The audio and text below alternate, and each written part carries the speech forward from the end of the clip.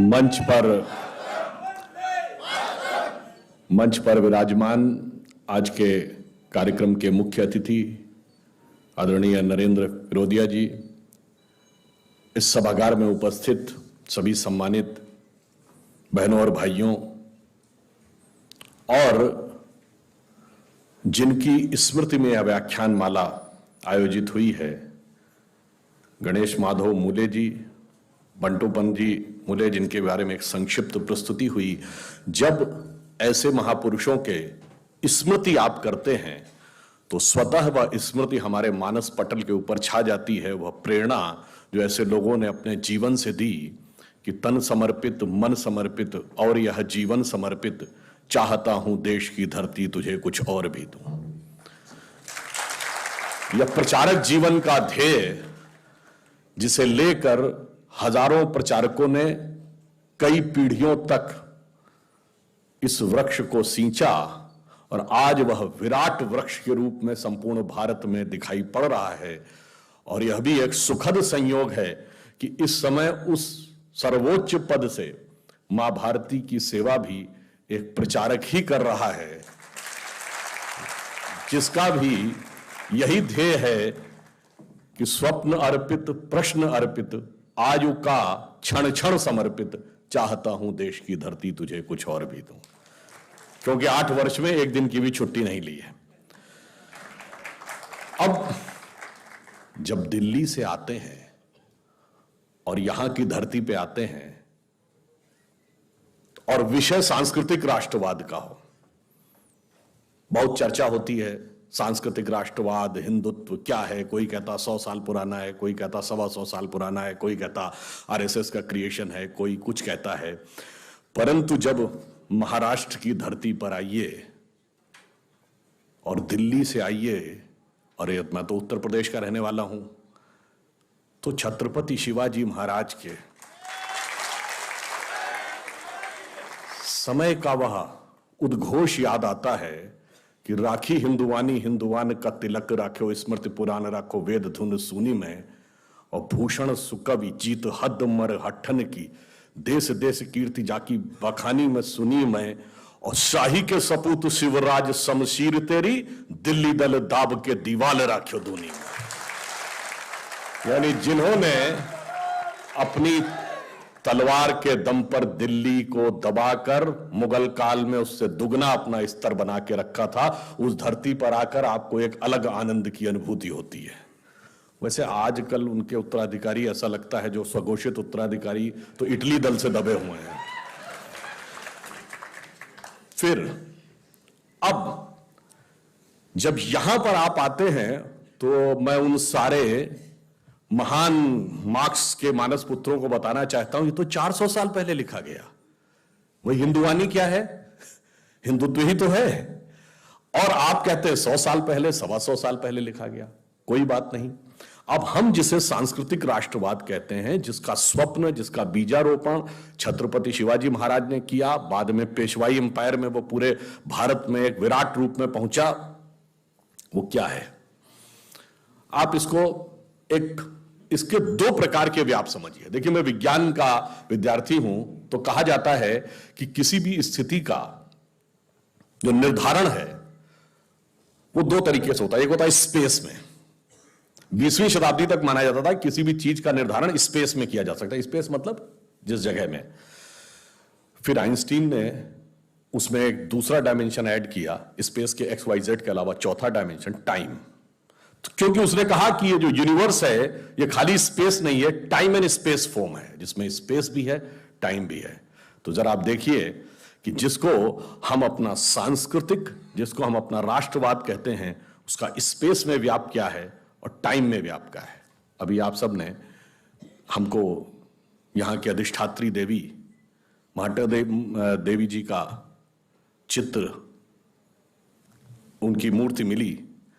आप सभी जब इनके मंदिर में जाते होंगे और श्रद्धा से देवी जी के चरणों में अपना मस्तक झुकाते होंगे, तो मस्तक से वह श्रद्धा कहां कहां तक जुड़ती है? वो उत्तर में वैष्णो देवी से जुड़ती है, पूर्व में कामाख्या और त्रिपुर सुंदरी, त्रिपुरा और असम से जुड़ती है, दक्षिण में कन्याकुमारी से जुड़ती है, मध्य में विंध्याचल से जुड़ती है, पश्चिम में तो आप हैं ही मुंबा देवी से भी जुड़ती है, और इतना ही नहीं, वो ढाका की ढाकेश्वरी से भी जुड़ती है और बलूचिस्तान की हिंगलाज माता से भी जुड़ती है। यानी राजनीतिक दृष्टि से कोई भी क्षेत्र हमारा कहीं भी चला गया हो, जिस समय हम किसी भी श्रद्धा के सांस्कृतिक प्रतिमान पर या श्रद्धा के सांस्कृतिक दैवीय प्रतिमान पर अपनी श्रद्धा झुकाते हैं, तो उस सब पूरे व्याप में हमारा श्रद्धा का केंद्र जुड़ जाता है। और इतना ही नहीं जुड़ता है, अभी आपने देखा होगा प्रधानमंत्री जी टोक्यो में थे तो उन्होंने एक बात बोली थी, जापान में एक देवी है जिनको कहा जाता बैजिंटीन। वो देवी किसकी है? Goddess of wisdom. उनका आसन क्या है? लोटस। हाथ में क्या है? वीणा। अब कुछ कहने की आवश्यकता है कि वो किसकी प्रतीक है? यह मेरा अनुमान है, शायद बैजेंटीन शब्द वीणा वादनी का ही अपभ्रंश हो। यह तो हुआ सुदूर पूर्व में, अब सुदूर पश्चिम में जाइए। अगर आप में से कुछ लोग अमेरिका की राजधानी वॉशिंगटन गए हों, तो जैसे यहां आप दिल्ली जाइए तो अनेक राज्यों के नाम पे भवन है। महाराष्ट्र सदन है, उत्तर प्रदेश सदन है, मध्य प्रदेश भवन है। वैसे ही वॉशिंगटन डीसी में राज्यों के नाम पे सड़कें हैं, एवेन्यू। तो मैसाचुसेट्स एवेन्यू पे इंडोनेशिया की एम्बेसी है। इंडोनेशिया क्या है? दुनिया का सबसे बड़ा मुस्लिम देश। और उसकी एम्बेसी के बाहर जाके देखिएगा, 12 फुट की मां सरस्वती की प्रतिमा लगी हुई है। उसके नीचे 3 बच्चे बैठे पढ़ते दिख रहे हैं और वो कहते हैं कि ये मेरे कल्चर का प्रतीक है। अब आप सोचिए, यहां बैठकर आपने देवी जी के आगे श्रद्धा से सर झुकाया और विश्व के पूरे व्याप तक जाकर आपकी चेतना एकाकार हो जाती है। यह है हमारे सांस्कृतिक राष्ट्रवाद का व्याप। परंतु इसे समझने के लिए विराट बुद्धि चाहिए, सूक्ष्म बुद्धि, बहुत ही क्षुद्र बुद्धि नहीं चाहिए। और इसीलिए, और इतना ही नहीं, उसका अंतर क्या होता है मैं आपको बताना चाहता हूं। 15 अगस्त 2016 को जब प्रधानमंत्री जी ने लाल किले की प्राचीर से पहली बार बलूचिस्तान का मुद्दा उठाया, उस दिन मैं शाम को एक अंग्रेजी चैनल पर डिबेट में था। मैं पहले भी बता चुका हूं और आप जाके चेक कर सकते हैं। उस समय वह टाइम्स नाउ पे, उस समय अर्णब गोस्वामी वाली ही डिबेट में था। अब वहां वॉशिंगटन डीसी से एक बलूच नेता बैठे हुए थे, अहमद मुफ्ती खान, और पाकिस्तान की तरफ से जनरल शफकत सईद थे। अब उसने ये कहा, बलूच नेता ने, जो अमेरिका से बैठा था, कि इन दिस इंटायर रीजन, यानी रीजन जिसमें पाकिस्तान है, कहता है every country is having an identity, history and culture. उसने कहा कजाक से कजाकिस्तान है, उज्बेकों से उज्बेकिस्तान है, अफगानों से अफगानिस्तान है, बलूचों से बलूचिस्तान है। Then he said if there is any one fake country in this region which is having no identity and history, that is Pakistan. अब ये सुनने के बाद जो पाकिस्तान के प्रतिनिधि थे वो थोड़ा से नाराज हुए। उन्होंने कहा what you are saying, it means you are not Pakistani. अब देखिए बलूच नेता क्या कहता है, yes we are not Pakistani, we are Baloch. तो वो कहता है कि पाकिस्तानी नहीं तो आर यू हिंदुस्तानी। अब सुनिए आगे वो क्या कहता है, कहता है yes we are Baloch, we are not Pakistani and we are Hinglaj Mata की संतान है। देखिए हिंगलाज माता का मंदिर बलूचिस्तान। अब सुनिए, इसके बाद तो उसका आपा खो जाना स्वाभाविक था। अब वो अंग्रेजी चैनल में हिंदी पे आ गया, अब वो अबे तबे पे आ गया और उसने कहा अबे हिंगलाज माता क्यों, फिर भारत माता ही बोल दे। अब इसके बाद उस बलूच नेता ने बोला हां मैं फिर, उसने भी हिंदी में बोला, हां मैं फिर कहता हूं हम बलूच हैं, हम पाकिस्तानी नहीं हैं, हम हिंगलाज माता की संतान हैं और मुझे यह कहने में कोई गुरेज नहीं है, भारत माता की जय। वैसे ये बोलने के बाद उस डिबेट में क्या हुआ होगा आप समझ सकते हैं। फिर उनमें और पाकिस्तान के प्रतिनिधि में ऐसी लड़ाई हो गई कि हम लोग तो गायब हो गए। परंतु मैं ये कहना चाहता हूं कि ये ऐसा सूत्र है कि राजनीतिक दृष्टि से वो हिस्सा किसी के भी पास चला जाए, आपकी भावना, संस्कृति और संस्कार से जुड़ा रहता है। इसीलिए जो हमारा कॉन्सेप्ट है पॉलिटिको टेरिटोरियल नेशन, यानी भू राजनीतिक राष्ट्र नहीं, राज्य वो है जो एक जमीन का हिस्सा एक पॉलिटिकल पावर से गवर्न होता है।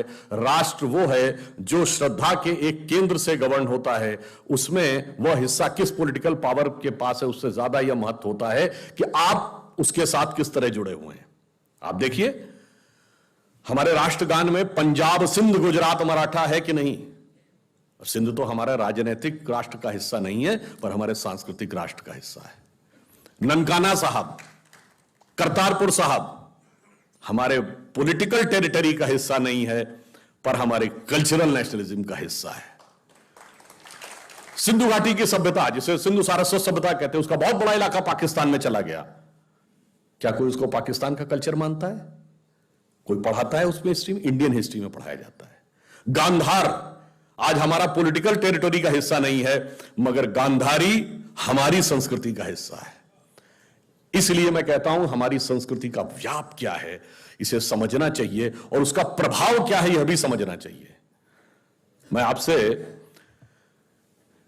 यह पूछना चाहता हूं कि हमारी संस्कृति की महानता जानते क्या है? बाकी दुनिया में जितने धर्म और संस्कृति हैं उसमें सिर्फ उस धर्म और संस्कृति को मानने वाले उसको मानते हैं। हमारे यहां जो यदि हिंदू को एक रिलीजन माने तो हिंदू तो धर्म है, तो जो उसको नहीं भी मानते यानी उस धर्म के या उस पंथ के या उस पद्धति के अनुयायी नहीं है वो भी हमारे प्रतीक को अपना मानते हैं। अगर मैं आपसे पूछूं दुनिया में एक देश बताइए जिसका राजा टाइटल होल्ड करता हो किंग रामा, वो है थाईलैंड, जहां का राजा टाइटल होल्ड करता किंग रामा द 10th। आप सब यहां भगवान गणपति की पूजा करते हैं, कोई एक देश बताइए जिसके नोट के ऊपर गणपति का चित्र हो, तो वो भारत नहीं है, वो है इंडोनेशिया जो दुनिया का सबसे बड़ा मुस्लिम देश। यदि आपसे पूछूं कि कोई एक देश बताइए जहां की फर्स्ट लेडी आज भी ये मानती हो कि उनकी वंशावली भगवान राम से शुरू होती है, तो वो है साउथ कोरिया, जहां 60% लोग अपने को नास्तिक मानते हैं।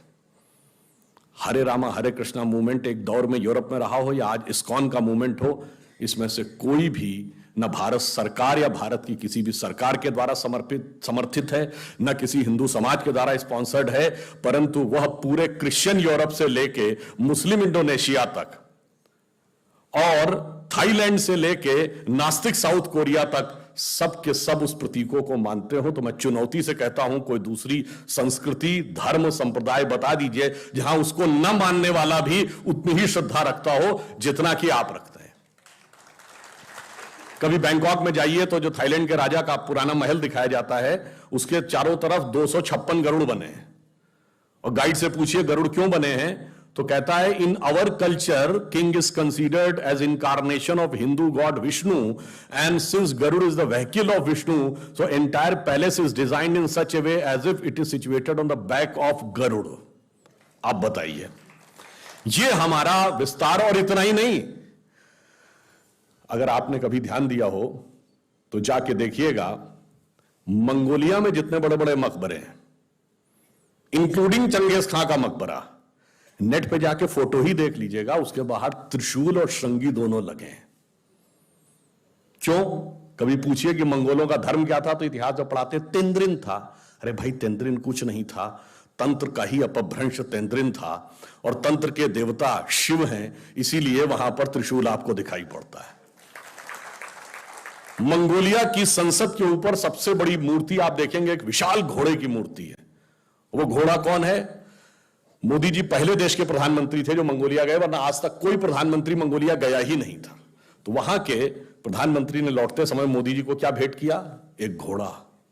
वहां घोड़े की जो, इसीलिए घोड़ा वहां बड़ा पवित्र माना जाता है, इसीलिए संसद के भवन के ऊपर घोड़े की मूर्ति बनी है और उस घोड़े का नाम है कनथक।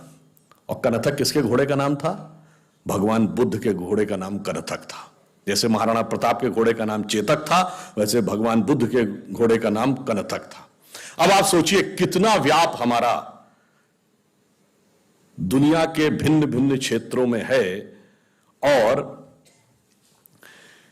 इससे हमें समझ में आता है कि हमारा स्पेस में वैक्यूम, स्पेस में प्रभाव कितना है। और इतना ही नहीं है, स्पेस में हम इस धरती तक सीमित नहीं है, हम वो पहली संस्कृति हैं जिसने तारों की भाषा दुनिया को सिखाई, जिसने नक्षत्रों को संज्ञा दी, जिसने आकाश से गंगा निकाली और जिसने सागर पर सेतु बनाया। मैं तो यह भी पूछना चाहता हूं मेरे भाई, जिन लोगों को लगता हो कि यह कल्पना है, वैसे तो वो आपके अज्ञान के कारण कल्पना लगती, जैसे बहुत सी चीजें विज्ञान की आज से 100-150 साल पहले कल्पना लगती थी, पर उनसे पूछ लो कि भाई ऐसी कल्पना भी तुम क्यों नहीं कर पाए? उसके लिए भी तो इतनी विराट दृष्टि चाहिए कि आप आकाश गंगा तक सोच सकें। तो इससे आप समझिए कि स्पेस में हमारा विस्तार कहां तक था। अब टाइम पे आइए, अभी 2 महीने पहले हम लोगों ने अपना नववर्ष मनाया, तो अभी क्या चल रहा है? ईस्वी संवत 2021। तो किसी का 2021 चल रहा है, किसी का 1400 से चल रहा है। हमारा वैसे टेक्निकली ही सबसे पुराना है 2071, उससे पहले 5100 से अधिक युधिष्ठिर संवत, और हमारा सबसे पुराना संवत क्या है? ब्रह्म संवत, जो 1,97,40,40,28,000 कुछ 100, मुझे एग्जैक्ट फिगर नहीं याद है, वहां तक 1.97 बिलियन ईयर्स। बाकी दुनिया में कोई भी सभ्यता 1000 से ऊपर नहीं जा पाई। किसी संस्कृति में कहा गया 14,000 साल पहले दुनिया बनी, किसी ने कहा 7,000 साल पहले दुनिया बनी, किसी ने कहा 30,000 साल पहले दुनिया बनी। कोई 1 लाख तक भी नहीं पहुंचा, और हम 1.97 बिलियन तक पहुंचे। और इसकी प्रामाणिकता क्या है, इसकी वैज्ञानिकता क्या है, इसका प्रमाण देता है दुनिया का सबसे बड़ा कॉस्मोलॉजिस्ट कार्ल सेगन। और ये कार्ल सेगन कोई छोटा मोटा आदमी नहीं था। आप में से जो लोग विज्ञान में रुचि रखते होंगे उनको पता होगा कि first man made object which has gone beyond solar system, सौर मंडल के परे जाने वाला पहला मानव निर्मित उपग्रह वॉयेजर है, जो 1978 में छोड़ा गया था। उस वॉयेजर में एक संदेश अंकित किया गया, उसमें चित्र भी बने हैं, भाषाएं भी लिखी हैं, तरह तरह की वॉइस रिकॉर्डिंग भी है। उस संदेश को जिस कॉस्मोलॉजिस्ट ने बनाया उसका नाम है कार्ल सेगन। तो आप समझिए वो कितना बड़ा और कितना महत्वपूर्ण व्यक्ति था। और कार्ल सेगन लिखा है, only the ancient cosmological calculations of Hindus matches with the modern scientific calculations because they went to the billions। और आज हम मानते हैं कि 4.5 बिलियन ईयर है अर्थ की आयु, 1.97 बिलियन हमारे यहां मानी गई। कार्ल सेगन कहता है others were not able to even reach 100,000 and Hindus have calculated up to billions। तो अब ये एक वैज्ञानिक कह रहा है कि हमारा टाइम में कितना लंबा व्याप है और स्पेस में कितना लंबा व्याप है। तो आपको यह समझना चाहिए कि जिसे हम सांस्कृतिक राष्ट्रवाद कहते हैं वो कितना गहरा और गंभीर है। अब मैं आपसे कभी पूछूं कि दुनिया में सभी धर्म संस्कृतियां दावा करती हैं कि हमारे पास बिल्कुल अलग विचार है, हमने बड़ा अच्छा विचार दिया है। अगर हम आपसे पूछें कि हमारी संस्कृति में ऐसा क्या है जो दूसरे में नहीं है, बहुत से लोग कहेंगे साहब उसमें बड़ा सदाचरण की बात कही गई, नैतिकता की बात कही गई। तो लोग कहेंगे ठीक है भाई, दूसरी जगह भी कही गई, शायद कोई फॉलो करता है या नहीं करता। पर मैं अगर आपसे पूछूं कि वो चीज बताइए जो हमारे यहां लिखी और दूसरी जगह लिखी ही नहीं है, वो क्या है? आप सबने नाम सुना होगा Vedic mathematics. Have you ever heard of mathematics as a part of religious text? ये सिर्फ हमारे यहां है। गणित धार्मिक पुस्तक का हिस्सा है। Ayurveda medical science, it is globally accepted as a structured medical science, by name itself is a part of Vedas. Medical science धर्म ग्रंथ का हिस्सा हो, गणित धर्म ग्रंथ का हिस्सा हो, ये दुनिया में कहीं नहीं। बाकी जगह विज्ञान और गणित का धर्म से संघर्ष है, हमारे यहां वो धर्म ग्रंथ से उद्भूत हो रहे हैं। ये फंडामेंटल डिफरेंस है हमारे और उनके बीच में। और इतना ही नहीं, मैं कभी आपसे, आप लोगों ने ध्यान दिया हो अगर गणित की जो खोज है, वैसे तो बहुत सारी चीजें थी जो अंग्रेजों के आने के बाद छुपा दी गई, क्वाड्रेटिक इक्वेशन हो, अलजेब्रा हो, ट्रिग्नोमेट्री हो, ये सारी चीजें। मगर एक ऐसी चीज है जो कमोबेश सभी लोग मानते हैं, चलो ये तो मान ही लेते हैं कि भारत ने दिया। वो क्या था? शून्य। अब कहा जाता शून्य किसने दिया? आर्यभट्ट ने खोजा। अरे भाई आर्यभट्ट ने खोजा नहीं, आर्यभट्ट की किताब में पहली बार तुमको लिखा हुआ मिला। अगर आर्यभट्ट ने शून्य खोजा तो बौद्ध मत में शून्यवाद का सिद्धांत कहां से आया? वो तो आर्यभट्ट से पहले के थे।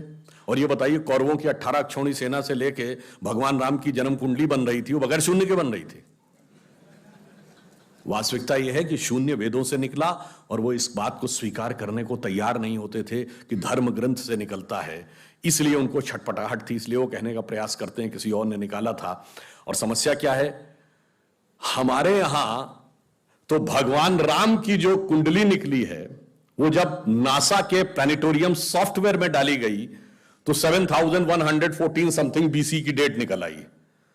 अब बताइए, वैसे तो मैं नहीं मानता कि वो डेट सही है, उसको उसके अंदर नक्षत्रों का कैलकुलेशन किया जाए तो बहुत पीछे आएगा, परंतु बताइए उन लोगों ने हमको समझा दिया कि हम अवैज्ञानिक हैं और हम अंधविश्वासी हैं, जिनमें किसी एक के यहां लिखा है कि धरती चपटी है और एक के में लिखा धरती के चारों तरफ सूरज घूमता है। और ऐसे महान ज्ञानदेव पाड़े लोगों ने हम लोगों को समझा दिया कि हम अनसाइंटिफिक थे और धरती को चपटी और धरती को इस सौरमंडल का केंद्र कहने वाले लोग वैज्ञानिक थे। आज भी जब सूर्य ग्रहण या चंद्र ग्रहण होता है, आप नासा की ऑब्जर्वेटरी बताती है ना, 1950 से पहले नासा नहीं था।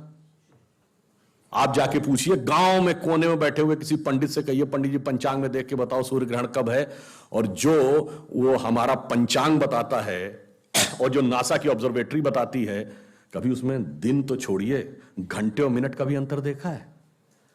हमारा तो कैलकुलेशन 5500 साल से एज इट इज चला रहा है, और उसके बाद उन्होंने हमें बताया कि हम अवैज्ञानिक हैं। आज भी आप बताइए, उत्तर भारत में उतना नहीं दिखता, दक्षिण भारत के मंदिरों में जाइए, नवग्रह बने हैं तो सूर्य केंद्र में है कि धरती केंद्र में है? सूर्य के 7 किरणें होती हैं, 7 घोड़े सूर्य के बने कि नहीं मंदिरों में? अब बताइए, ऐसा हमारे दिमागों में भर दिया जाता है। हम सब ने, हम लोगों ने भी विज्ञान में पढ़ा कि सबसे पहले नवग्रहों की खोज किसने की? केपलर ने, Kepler's law of planetary motion. हम सब ने, जिसने फिजिक्स पढ़ी होगी 10वीं 11वीं 12वीं में, कभी न कभी Kepler's law of planetary motion पढ़े होंगे कि केपलर ने सबसे पहले बताया कि 9 ग्रह होते हैं। अब ये बताइए, इधर जब हम पूजा करते हैं तो पंडित जी हाथ में जल ले क्या बोलते हैं? ब्रह्मा मुरारी त्रिपुरांतकारी भानु शशि भूमि सुतो बुधश्च और गुरुश्च शुक्र शनि राहु केतु सर्वे ग्रहा शांति करो भवन्तु। अब ये 9 ग्रहों के नाम केपलर बताए थे कि पंडित जी बताए हैं? और हजारों साल से बता रहे हैं। और उसमें मजे की बात यह है कि मंगल के लिए भूमि सुत यानी भूमि का बेटा, धरती का बेटा शब्द है। यह अब जाके साइंस ने यह कन्फर्म किया है कुछ समय पहले कि एक थ्योरी है कि कभी एक जमाने में बहुत बड़ा एस्टेरॉयड टकराया था कि धरती से, और धरती का एक टुकड़ा अलग हो गया था, वही टुकड़ा बाद में मंगल बन गया। और भूमि सुत हमारे यहां लिखा हुआ, मंगल के पर्यायवाची में भूमि नंदन भूमि सुत जैसे शब्द हैं। अब आप देखिए क्या वैज्ञानिकता है और कैसे उसको इसमें सम्मिलित किया गया। मैंने क्यों बताया, हमारे यहां विज्ञान और धर्म इस कदर एक मत है कि ये उनकी बुद्धि परप्लेक्स हो जाती है कि कैसे हो सकता है।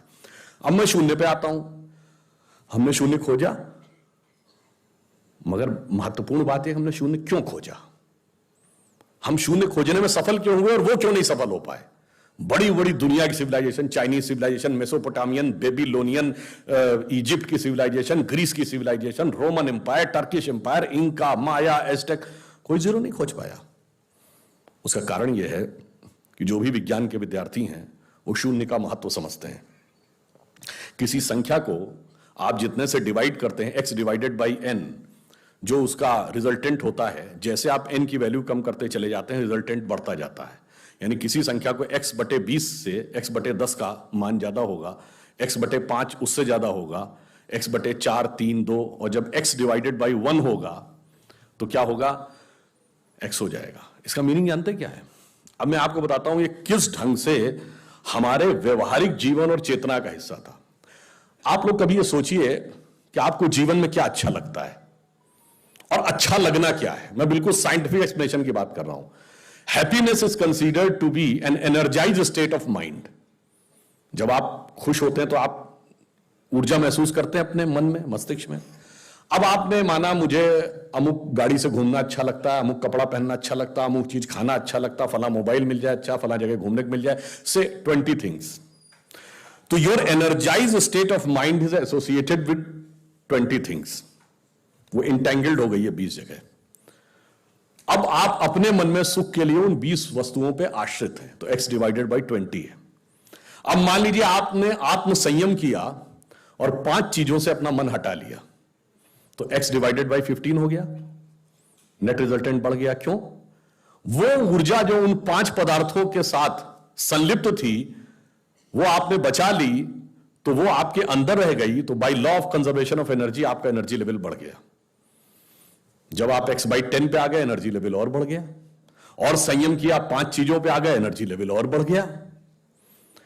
अब इसके आगे की यात्रा जो 5 चीजें हैं उसके आगे की यात्रा x/5 के ऊपर की यात्रा थोड़ी कठिन चुनौतीपूर्ण है, यह सिर्फ सन्यासी कर पाते हैं। वो 5 चीजें क्या हैं? भोजन, वस्त्र, आवास, श्वास और ईगो, अस्तित्व।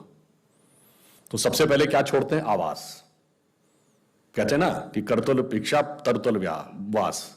अब सन्यासी का कोई घर नहीं होता, तो x/4 हो गया, independent of house, no need. फिर क्या आता है? वस्त्र छोड़ते हैं, नागा साधु या दिगंबर जैन। अब चेतना उस अवस्था तक पहुंच गई जहां दिशा ही आपको अपना वस्त्र नजर आने लगती है, x/3 हो गया। अब भोजन, अब कॉन्शियसनेस उस लेवल पे पहुंचती है जहां पर उसको ऊर्जा लेने के लिए पदार्थ की जरूरत नहीं है, वो सीधे कॉस्मिक एंगल से एनर्जी ले सकती है। जैसे आपने सुना होगा बहुत से ऐसे महात्मा होते हैं महीनों महीनों तक नहीं खाते हैं। वो एक स्टेज आती है जब आप उस अवस्था में पहुंच जाते हैं कि आप सीधे कॉस्मिक एनर्जी को ग्रहण करने की स्थिति में आ जाते हैं, आपको मटेरियल एनर्जी की जरूरत नहीं। तो x/2 हो गया। अब है श्वास एंड योर एग्जिस्टेंस। जब तक मेरी सांस चल रही है तब तक मैं हूं, पर जिस क्षण आप श्वास को भी नियंत्रण करने की क्षमता प्राप्त कर लेते हैं, your consciousness become independent of your breathing. मैं चाहूंगा तो मेरी सांस चलेगी, जब नहीं चाहूंगा तो सांस नहीं चलेगी, फिर चाहूंगा तो सांस चलने लगेगी। यह अवस्था होती है समाधि की अवस्था। तो आप x/1, तो x/1 is equal to x। अब आपने आत्म स्वरूप का साक्षात्कार कर लिया, परंतु एक चीज रह गई, मेरा एग्जिस्टेंस, मैं एक एंटिटी हूं, मैं एक व्यक्ति हूं, मैं एक पुरुष हूं, मेरा नाम है, वो तो है ना। जिस क्षण आप अपने कॉन्शियसनेस को अपने एग्जिस्टेंस से इंडिपेंडेंट कर लेते हैं तो n की वैल्यू क्या हो गई? 0।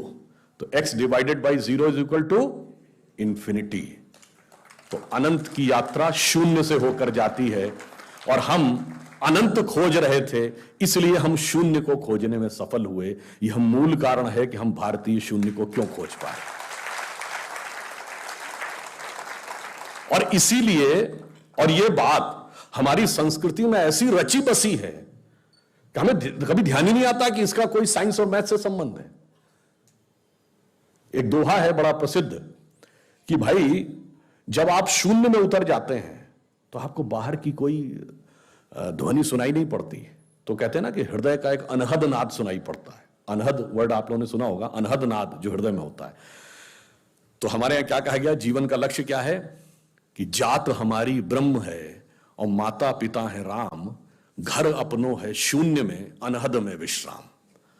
लक्ष्य जीवन का यह था, अनंत तक पहुंचना था, वह मार्ग शून्य से होकर जाता है। यह हमने दुनिया को बताया। यह ज्यादा बड़ी बात है। कैलकुलेशन तो कंप्यूटर भी करके दिखा देगा, मगर शून्य का रास्ता सिर्फ भारत, अनंत का रास्ता शून्य के माध्यम से सिर्फ भारतीय वांग्मय दिखाएगा।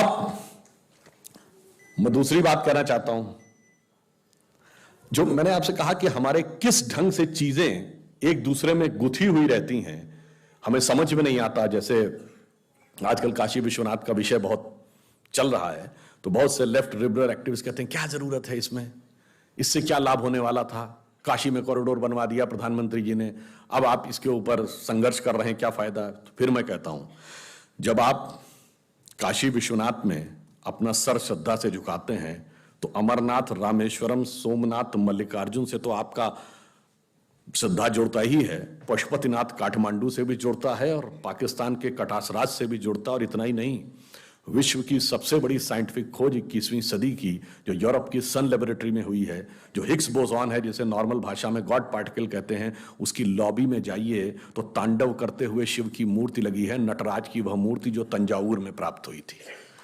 और उसके नीचे ऑस्ट्रियन साइंटिस्ट फिट्जे कैपरा का कोट लिखा हुआ है, जिसने बड़ी फेमस किताब लिखी थी द ताओ ऑफ फिजिक्स, अगर आप लोगों ने वो सुना, इस किताब का नाम सुना हो, उसमें वो कहता है क्यों लगी है वहां पे भगवान शिव की मूर्ति। उसने कहा because the परपीचुअल creation and destruction of universe is like the cosmic dance of Shiva.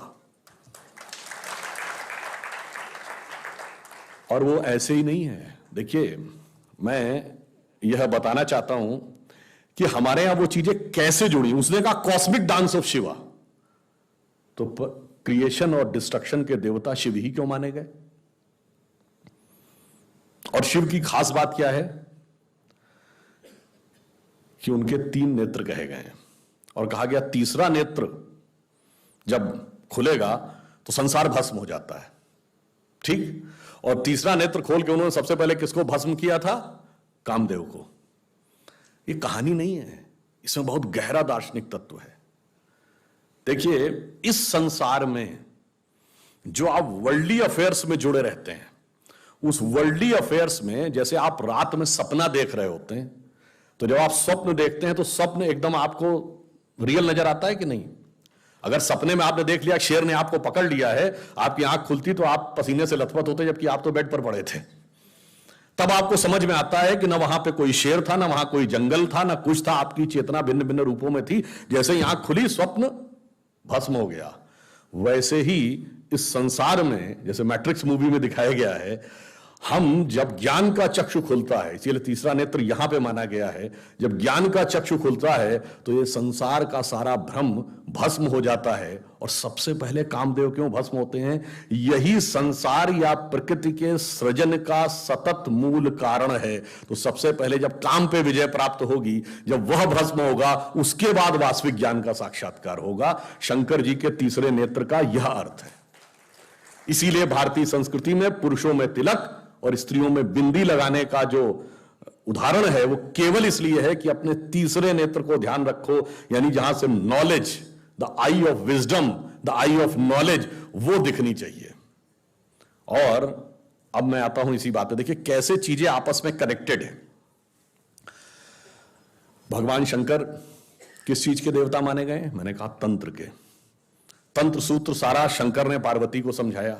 अब आप आइए, भगवान शंकर के सबसे प्रिय बेटे कौन है? गणपति।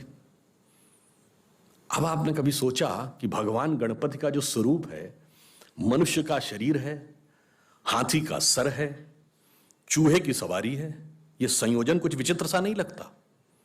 और उसके बाद भी आपने जब भी देखा होगा तो गणपति की सूंड सीधी नहीं है, घूमी हुई सूंड है। और एक ही दांत क्यों है? हाथी के तो 2 दांत होते हैं। अच्छा, अगर एक दांत भी है तो एक दांत तोड़ के हाथ में क्यों लिया हुआ है? एक ही दांत बनाते। ऐसा नहीं है। वास्तविकता जानते क्या? और वो है क्या? आपके महाराष्ट्र में अष्टविनायक हैं। आज मुझे भी राजनगांव में अष्टविनायक में से एक विनायक के दर्शन का सौभाग्य मिला। तो 8 ही विनायक क्यों है? 7 या 9 क्यों नहीं? आजकल ऐसी तो तर्क करते हैं ना, लेफ्ट लिबरल, और कई बार हमारी युवा पीढ़ी भी उसी में प्रभाव में आ जाती है। उसका कारण जानते क्या है? चाहे भगवान शिव हो या भगवान गणेश हो, उनका पूरा का पूरा जो स्वरूप है ना, वो हमारी चेतना के एक बहुत गहन स्वरूप का प्रकटीकरण है। और वो कॉन्शियसनेस का एक शिक्षा देता है, एलिवेशन ऑफ कॉन्शियसनेस का। भगवान गणेश जी के 8, जानते हैं अष्टविनायक क्यों है? वो 8 सिद्धियों के देवता है। अणिमा, महिमा, गरिमा, लघिमा, प्राप्ति, प्रकाम्य, ईश्वरत्व, वशिष्ठ, 8 सिद्धियां हैं, इसलिए अष्टविनायक है। हर विनायक का स्वरूप एक एक सिद्धि देता है। और मनुष्य का शरीर और हाथी का सर क्यों है? हाथी के सर में गजमुक्ता होती है। उनका पूरा स्वरूप कुंडलिनी जागरण की प्रक्रिया का अंग है, इसीलिए सूंड उस कुंडलिनी की प्रतीक है। ब्रह्मरंध्र यहां माना गया है, इसीलिए हाथी लिया गया, जिसके गजमुक्ता होती है। माना जाता है मस्तक में एक पिनियल ग्लैंड जैसी होती है। और वह सूंड कभी नीचे नहीं है, ऊपर उठी है, क्योंकि सामान्यतः मनुष्य की जो गति होती है वो अधोगामी होती है। यानी अगर व्यक्ति को अकेला छोड़ दिया जाए, नियम कानून समाज के बंधन ना हो, तो वो पाश्विक प्रवृत्तियों की तरफ भागता है, यानी चाहेगा जबरदस्ती सब कब्जा कर लो।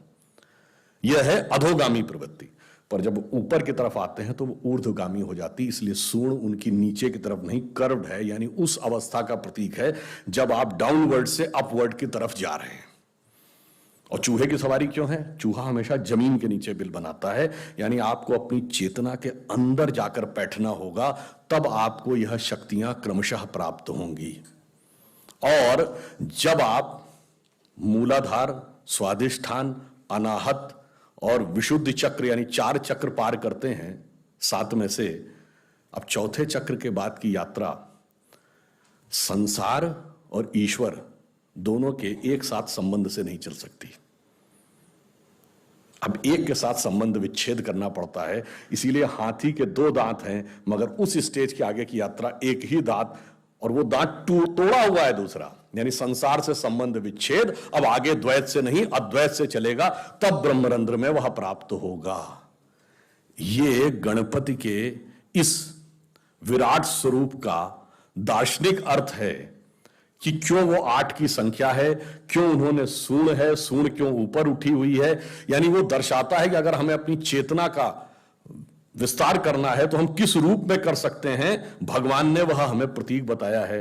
अब बताइए, जब 1854 में न्यूयॉर्क हेराल्ड ट्रिब्यून में कार्ल मार्क्स लिखते थे कि the destruction of Indian society is painful but pleasurable also, उन्होंने लिखा था हिंदू जाति चाहे कितनी समृद्ध क्यों ना हो, पर जो नंदी, बैल, बंदर, हनुमान या इनको पूजती है वो इसी लायक थी कि उसके ऊपर हुकूमत की जाए। कोई एलिफेंट गॉड कहता है, कोई मंकी गॉड कहता है, मेरे भाई वो एलिफेंट गॉड नहीं है, उसके समझने लायक जितनी बड़ी बुद्धि चाहिए वो तुम्हारे पास नहीं है, इसलिए तुम नहीं समझ पा रहे हो कि उस एलिफेंट गॉड का मतलब क्या है। तो हम मूर्ख नहीं थे। कौन मूर्ख था? मार्क्स के पास वो क्षमता नहीं थी कि वो हनुमान जी का अर्थ समझ सकें, शिव जी का अर्थ समझ सकें और गणपति का अर्थ समझ सकें। ये मैंने इसलिए आपको बताया कि ये चीजें किस ढंग से आपस में इंटरकनेक्टेड हैं, कि आपको किसी भी चीज में आगे बढ़ना है तो कहां पे साइंस है और कहां पे संस्कृति है, कहां पे धर्म है, इस बात का कहीं पर हमारे यहां जिसे कहते नहीं कि इंटरडिसिप्लिनरी ट्रांजिशन, जब आप एडवांस स्टेज में चले आते। अमेरिका में क्या होता है कि आप इंजीनियरिंग में करने के बाद भी मेडिकल में पीएचडी कर सकते हैं। जब आप एक हाईएस्ट नॉलेज के लेवल पे चले जाते हैं तो अब इंटरमीडिएटरी ट्रांजिशन पॉसिबल होता है, वो वहां पर हमारे यहां दिखाई पड़ता है। अब मैं आपको ये बताना चाहता हूं कि ये मैंने सिर्फ एक उदाहरण इसलिए बताया कि कभी कभी हमारे मन में या कई बार मन में संशय रहता, हमें समझ नहीं आता। अभी देखिए मधुराष्टक बोला जा रहा था, तो आपने कभी सोचा कि हम राधा कृष्ण क्यों कहते हैं? ये सारी चीजें एक ही चीज की प्रतीक बता रही हैं, जो मैंने आपको बताया, शून्य की खोज की। भगवान कृष्ण किसके प्रतीक हैं? कृष्ण का अर्थ क्या होता है? काला।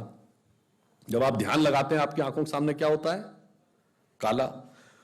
तो जब आप गहराई से उसमें उतरते हैं तब आप चेतना की किस अवस्था में पहुंचते हैं? आपकी जो प्रवृत्ति है वो डाउनवर्ड है। आप कभी ध्यान लगाइए तो आपकी प्रवृत्ति हमेशा किसी नेगेटिव चीज की ओर भागेगी या वर्ल्डली चीज की ओर भागेगी। जब आपके मन की धारा जो अधोगामी है, जब आप उसे नियंत्रण करके ऊर्ध्वगामी कर लेंगे, रिवर्स कर लेंगे, तो धारा का रिवर्स क्या है?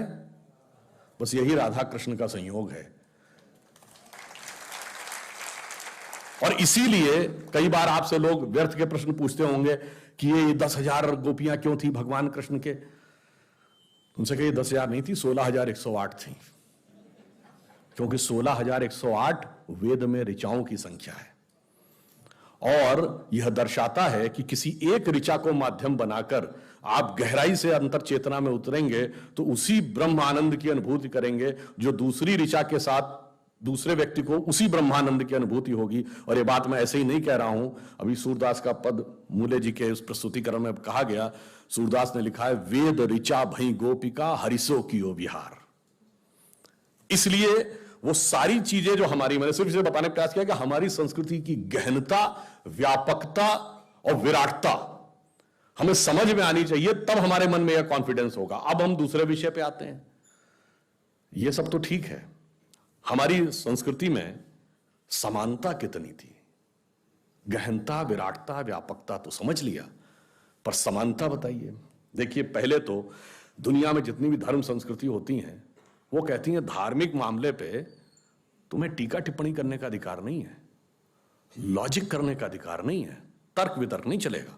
जो कह दिया गया उसे मान लो, सरमन एंड प्रीसेप्ट, कह दिया गया मान लो, अन्यथा नरक में जाओगे। कोई दूसरा कहता है नहीं मानोगे तो सर काट दिया जाएगा। मगर हमारे यहां वेदों के ऊपर खुले मन से शास्त्रार्थ की व्यवस्था थी। एक ही पक्ष का अद्वैत की व्याख्या शंकराचार्य अलग ढंग से करते हैं, रामानुजाचार्य द्वैत की व्याख्या करते हैं, तो निम्बार्काचार्य विशिष्टाद्वैत की व्याख्या करते हैं, और खुले मन से डिस्कशन करो। उसके बाद जो निष्कर्ष हो वो मान लीजिए। धर्म ग्रंथ पे डिस्कशन को रिकॉग्निशन सिर्फ हमने दिया, इस मामले में हम दुनिया में सबसे अलग हैं। अब आप आइए, पहली बात तो धर्म ग्रंथ में डिस्कशन हो। अब डिस्कशन करने का अधिकार महिला को, चुनौती से कहता हूं दुनिया में कोई धर्म ग्रंथ बता दीजिएगा जहां पर महिलाओं को अधिकार हो कि वो धार्मिक ग्रंथ पे टीका टिप्पणी कर सकें। वेदों में गार्गी, अपाला, लोपमुद्रा, मैत्रेयी सहित कम से कम 22 विदुषी स्त्रियों का उल्लेख है जिन्होंने, गार्गी ने याज्ञवल्क्य के साथ, संध्या ने मेधातिथि के साथ विधिवत शास्त्रार्थ किया है। समानता का इससे बड़ा उदाहरण नहीं हो सकता। और सबसे बड़ा उदाहरण, सबसे प्रमुख शास्त्रार्थ कौन सा था? आचार्य मंडन मिश्र शंकराचार्य का। और उसकी न्यायाधीश कौन थी? मंडन मिश्र की पत्नी उभय भारती। तो भाई फिर मैं कहता हूं दुनिया में कोई ऐसी धर्म संस्कृति बताइए जिसने धार्मिक मामले में पहले तो डिस्कशन की अनुमति दी हो, फिर वह डिस्कशन की अनुमति महिलाओं को भी दी हो, और फिर यदि दो पुरुषों में डिस्कशन हो रहा हो तो उसका चीफ जस्टिस बनने का अधिकार महिला को दिया हो। और उसके बाद हम समानता के विरोधी थे। और यह बात सिर्फ ऐसे हवा में नहीं है। दुनिया में जितने भी बड़े धर्म होते हैं उसकी जो पराकाष्ठा है उसके सोच की, वो उसके द्वारा की गई ईश्वर की परिकल्पना में होती है। दुनिया में जितनी भी संस्कृतियां हैं उसमें ईश्वर सिर्फ पुरुष है। ईश्वर तत्व में स्त्री तत्व का कोई स्थान नहीं है। There is no feminine element in God, God is only masculine. सिर्फ हमारे यहां अर्धनारीश्वर है। भगवान शंकर में स्त्री और पुरुष दोनों तत्व मिले हैं, और सिर्फ समान ही नहीं है, उनकी परिभाषा कितनी सुंदर की है। जो कालिदास ने रघुवंश में लिखा है कि वागार्थमि संपृक्तो वागार्थमि प्रतिपतये जगतः पितरो वंदे पार्वती परमेश्वरो। अर्थात शब्द और अर्थ दोनों से मिलकर जैसे कविता बनती है, वैसे स्त्री तत्व और पुरुष तत्व से मिलकर यह संसार की सृष्टि अर्धनारीश्वर भगवान शंकर ने शंकर पार्वती के रूप में की है। खाली शब्द से कविता नहीं होती अगर अर्थ ना हो, और अर्थ तब तक व्यक्त नहीं हो सकता जब तक शब्द ना हो। तो आप सोचिए इस प्रकार की समानता। अब चलिए आप कहेंगे चलो भाई ये तो था आपका आइडियोलॉजिकल रहा होगा, ये प्रैक्टिकल कहां था? तो अब मैं बताता हूं, विश्व की डॉक्यूमेंटेड हिस्ट्री में सबसे पहले महिला रूलर कौन हुई? 4th सेंचुरी में गुप्त काल में प्रभावती गुप्त ने शासन किया। उसके बाद के काल में मध्यकाल आते आते कित्तूर की रानी चेन्नम्मा, अहिल्याबाई होलकर, रानी दुर्गावती, रानी लक्ष्मीबाई तो बहुत हुई। इस दौर में आप बताओ तुम्हारे यहां कितनी हुई, कितनी रानियां हुई बताओ? मैं तो कई बार एक बच्चों के बीच में गया, जब वो कहने लगे तो उन दिनों ये बाजीराव मस्तानी फिल्म आई थी, वैसे उसके बहुत से कथानक के बहुत पक्ष से हम सहमत नहीं है, पर मैंने उनको एक उदाहरण दिया। मैंने कहा फिल्म देखे हो? कहते हैं हाँ सब देखें। मैंने कहा बताओ बाजीराव अपनी मां को ओवर रूल नहीं कर पा रहे थे? तो देख रहे थे ना फिल्म में कि कितना सब कुछ होने के बाद भी उनकी मां उन पे भारी पड़ रही थी, उसके बाद तुम कहते हो कि पावर नहीं थी। तो मैंने कहा जो फैक्ट है उसको देखिए। और ये वो दौर है जब यूरोप में विचक्राफ्ट एक्ट था। विचक्राफ्ट एक्ट समझते हैं? किसी भी महिला को चुड़ैल घोषित करके जला दिया जाता था। और विचक्राफ्ट एक्ट जानते हैं ब्रिटेन में कब तक रहा? 1952 तक। एक मुकदमा 1952 में दर्ज हो गया। अब ये बताइए हमारे यहां तो 1947 से सबको बराबर वोट का अधिकार मिल गया। 1920 और 21 में मैडम भीखा जी कामा वगैरह, एनी बेसेंट कांग्रेस की अध्यक्ष रह ली। अमेरिका जो इतना ज्ञान देता, वहां महिलाओं को वोटिंग का अधिकार कब मिला? 1919 में। खाता खोलने का अधिकार 1950 के बाद मिला, उससे पहले बैंक में खाता नहीं अकेले खोल सकती थी। और यूरोप में तो कुछ देश ऐसे थे, स्विट्जरलैंड के कुछ कैंटन्स में महिलाओं को वोट देने का अधिकार 1990 में मिला है। और आज भी अभी मोदी जी की सरकार ने व्यवस्था समाप्त की जिसे मेहरम की परंपरा कहते थे, यानी अगर 4 महिलाएं भी चाहें तो वह अकेले हज पर नहीं जा सकती थी जब तक कोई पुरुष साथ में न जाए, उसको मेहरम कहते थे। अब हमारी सरकार ने व्यवस्था समाप्त की कि अगर मां बेटी जाना चाहें या 4 महिलाएं या 10 महिलाएं मिलकर जाना चाहें तो वो जा सकते हैं। अब आप बताइए, मैंने अनादिकाल से लेके आज तक का उदाहरण बता दिया बराबरी का, और उसके बाद हमें समझाया जाता था कि हम साहब बराबरी की बात नहीं करते थे। अब दूसरा आप आइए, कहा जाता है कि साहब इंडिया में कास्ट सिस्टम हिंदू समाज में बहुत प्रभावी था। तो पहली बात तो मैं आप लोगों से पूछना चाहूंगा, आपको पता है कास्ट वर्ड किस भाषा का है? ये अंग्रेजी का शब्द नहीं है, ये पुर्तगीज भाषा का शब्द है। और जब ये कहा जाता है कि हिंदू समाज में इतनी जातियां हैं, जो आखिरी जातिगत सेंसस हुई 1931 में हुई, जिसमें 4114 जातियों का उल्लेख है, मैं चुनौती के साथ पूछता हूं, कोई हिंदू धर्मग्रंथ बता दो जिसमें 4000 जातियां लिखी हों। बताओ भाई, कहां लिखी हैं?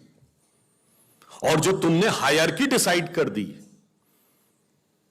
ये किस धर्म ग्रंथ में लिखा है कि लोहार ऊंचे कि सुनार ऊंचे, कि माली ऊंचे कि तेली ऊंचे? ये कहां लिखा है? कहीं नहीं लिखा है। यह लिखा है British census commissioner Herbert Risley द्वारा कराए गए ब्रिटिश सेंसस में। अगर 4000 जातियां थी तो अल्फाबेटिकल ऑर्डर में नाम लिखा होना चाहिए था, लॉजिक यह कहता था। मगर आपने 4000 का स्ट्रेटिफिकेशन कर दिया, और ये सब फंक्शनल ग्रुप है। मजे की बात यह है, सुनार, लोहार, बढ़ई, कुम्हार, ये तो फंक्शनल ग्रुप्स हैं। इनको जाति बना दिया, और जानते किस आधार पे ऊपर नीचे किया है? वो आधार जो दुनिया में पूरी तरीके से नकारा जा चुका है। क्या? जिनकी आंख ऐसी हो तो वो ऊंचे हैं, जिनके नाक ऐसी हो तो वो ऊंचे हैं, जिनकी ठोड़ी ऐसी हो, कंधा ऐसा हो, रंग। ये बात जिस पे डार्विन ने किया था, आज पूरी दुनिया में पूरी तरीके से नकारी जा चुकी है। परंतु हमारे यहां वो 125 साल पहले किए गए उस क्लासिफिकेशन को सत्य मानकर संघर्ष आज तक चल रहा है। अब आप देखिए, हिंदू धर्म के 2 सबसे बड़े महाकाव्य, एक बार हमसे एक जेएनयू के प्रोफेसर टीवी डिबेट में कहने लगे कि भाई, कोई रावण की पूजा करना चाहता है तो आप उसे क्यों रोकते हैं? भाई, ये Brahmanical narrative and upper caste narrative Ram के साथ है, और दलित नैरेटिव रावण के साथ है। आप उसको क्यों फोर्स करना चाह रहे हैं, अपर कास्ट नैरेटिव?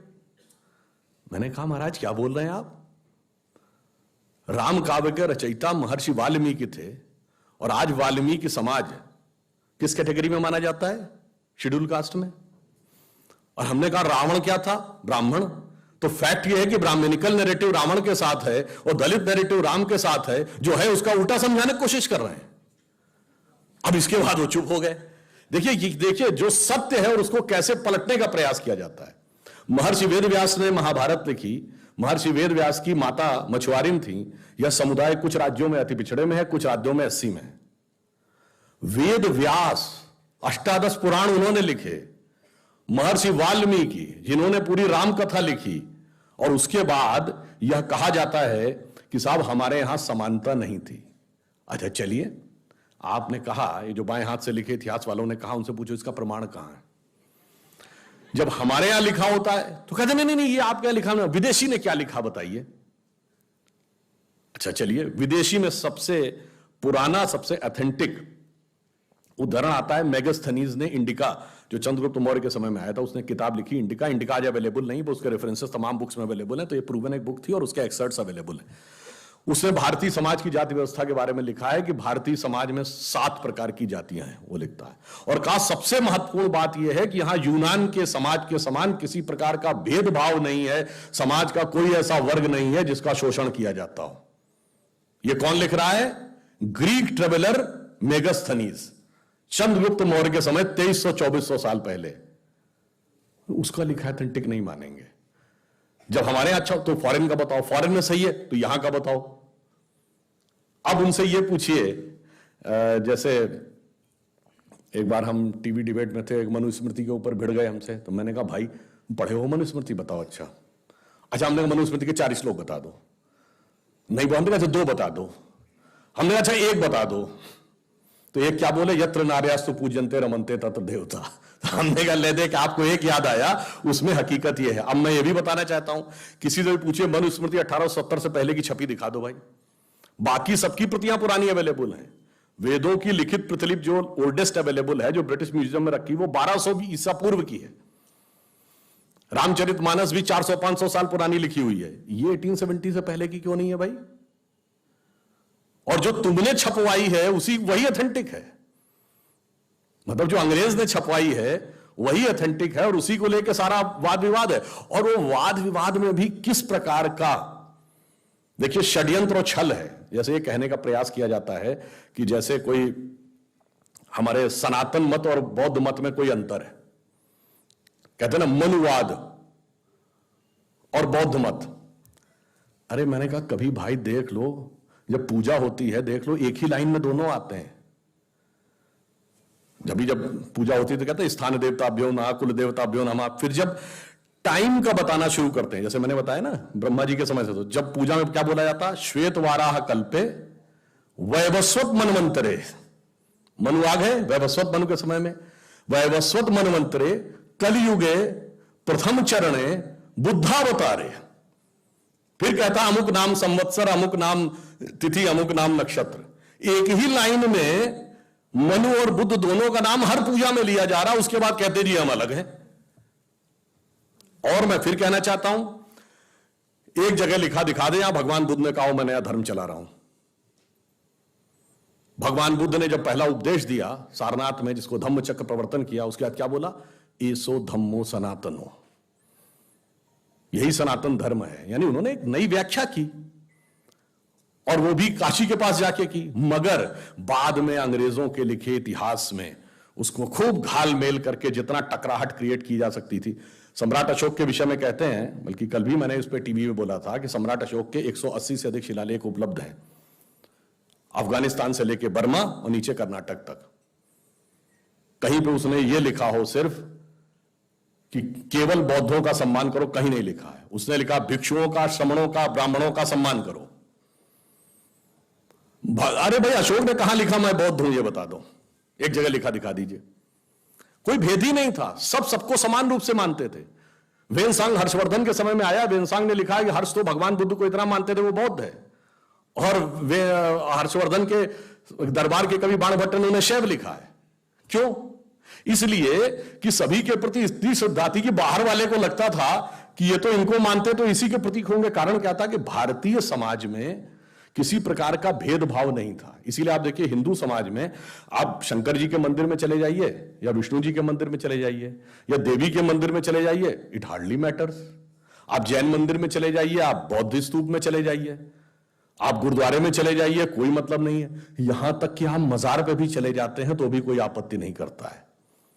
प्रॉब्लम है सीमेटिक रिलीजन्स में, कि अगर आप चर्च में गए तो आप मस्जिद में नहीं जा सकते, मस्जिद में गए तो, अगर आप चर्च में गए तो आप धर्म से बाहर हो जाएंगे। ये जो सीमेटिक थॉट था रिलीजन का, उसको जब सुपर इंपोज करने की कोशिश की गई हमारे व्यापक उस पर, तो शायद मैं ये भी मानता हूं उनसे गलती हो गई होगी समझने में। तो वो ये मानते हैं जो एक को मानता है एक ही को मान सकता है, मगर हमारे यहां माना जाता था कि एक के साथ हम बहुतों को मान सकते हैं। तो हमारे यहां एक बड़ा एक व्यापक स्वरूप था। उस व्यापक स्वरूप को कई बार समझने में गलती, और समझने के बाद कुछ जगहों पे गलती और कुछ जगहों पे बहुत जानबूझकर जो षड्यंत्र रचने का प्रयास किया जाता है वह था। और इसके बाद अब मैं आपको, ये तो चलिए हुआ सांस्कृतिक बात, अब एक यथार्थ व्यवहारिक बात बता देता हूं। आपसे पूछूं, आज से 200 साल पहले भारत में साक्षरता दर क्या थी? 97% के आसपास। और ये किसका डाटा है? हमारा डाटा नहीं है। 1812 में ब्रिटिश हाउस ऑफ कॉमन्स में जो रिपोर्ट सबमिट की गई है, विलियम एडम्स की report, Bengal Presidency, Thomas Munro की रिपोर्ट मद्रास प्रेसिडेंसी, और विटनर की रिपोर्ट पंजाब की, उसमें लिखा भारत के हर गांव में एक स्कूल है।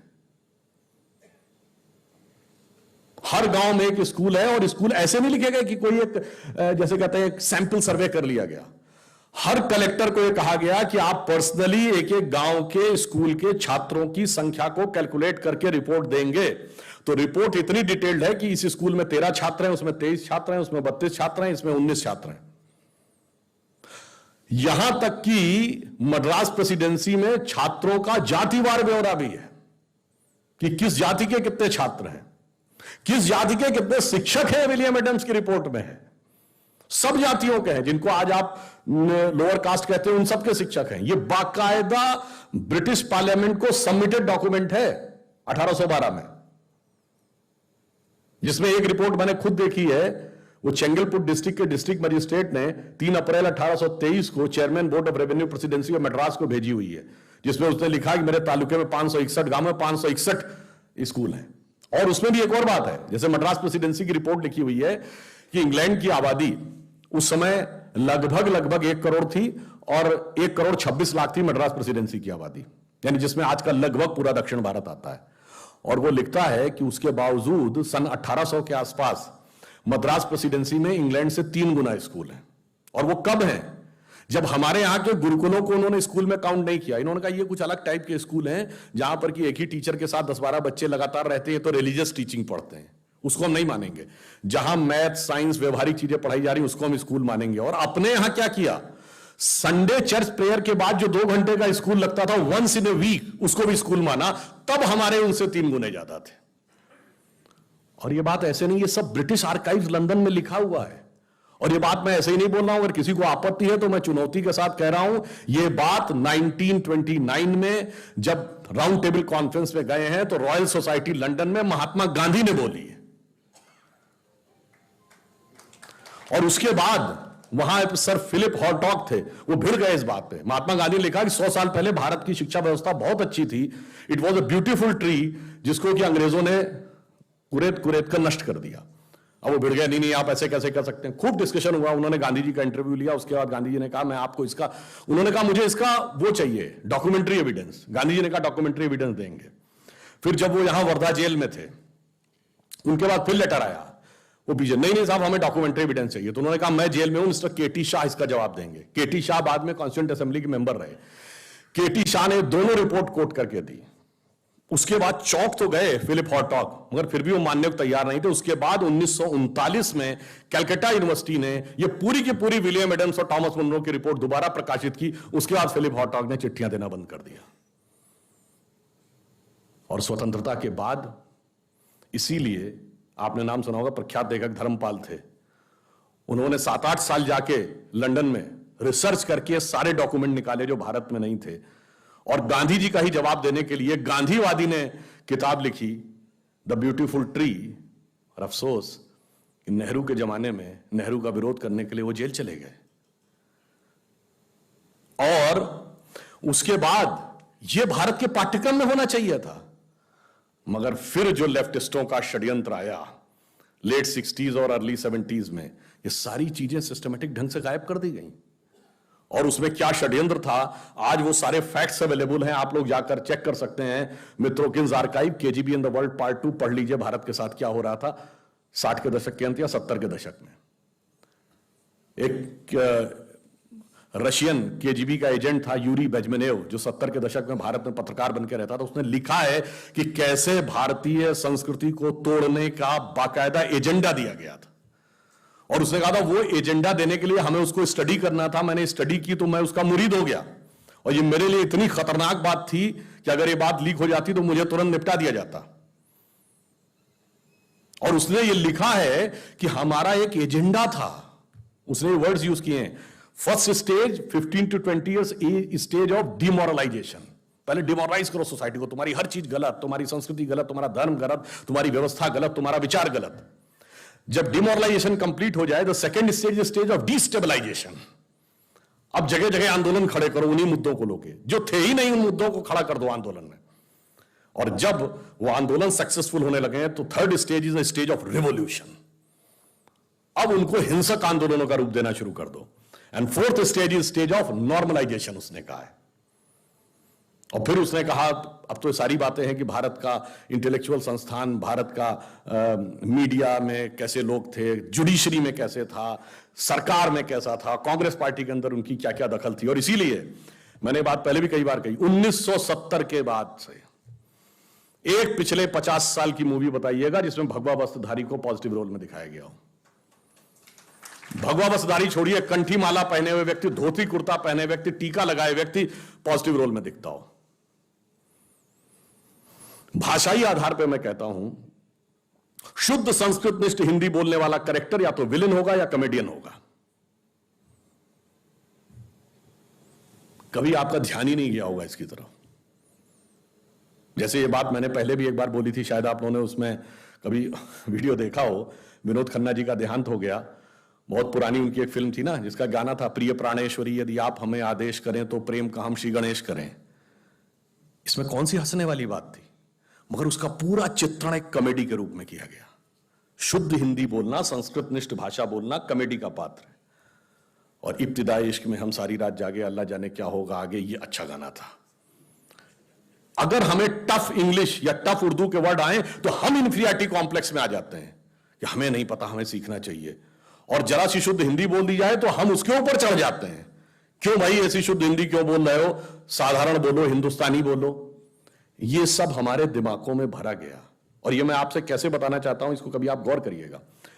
57 की मूवी है मदर इंडिया। उसका जो विलन है कन्हैया लाल, जो फिल्म में सुक्खी लाला बना है, वो जिस सीन पे नरगिस रेप अटेम्प्ट कर रहा है उससे पहले देवी जी की आरती कर रहा है।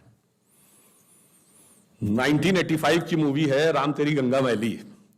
उसमें जब वो हीरोइन जाती है और बनारस के घाट पर एक पंडित जी से वो मांगती है मदद, तो उसको घर ले जाते हैं और उस पर रेप का अटेम्प्ट करते हैं और उसके बाद ओम नमः शिवाय बोलते हैं।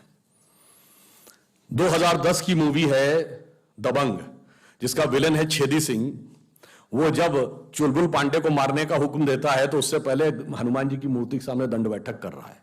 कभी आपने सोचा कि एजेंडा क्या था और कैसे हमारे सबकॉन्शियस माइंड में भरा जा रहा है, और कैसे हमारे ऊपर इंपोज कर दिया जाता है, और भाषा से अंतर क्या पड़ता है। जैसे आप सब ने ये बात सुनी होगी, everything is fair in love and war, सुना है ना। और इसका जब अनुवाद करते हैं तो जंग और इश्क में सब कुछ जायज है।